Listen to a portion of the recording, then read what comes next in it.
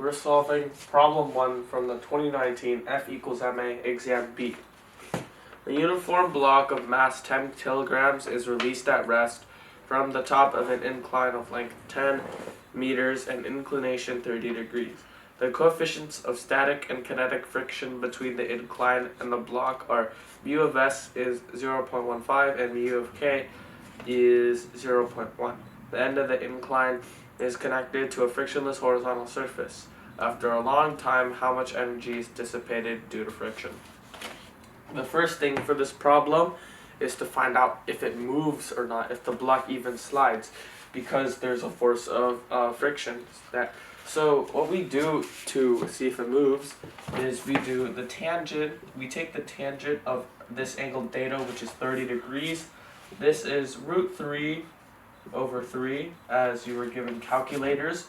And we see that this is obviously greater than 0.15, which is equal to the coefficient of static friction.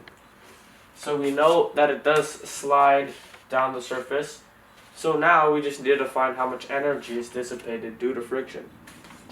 So to do this, what we want to do is energy is equal to the final force, F final times the length of the slope, which is going to be mu of K mg L cosine theta.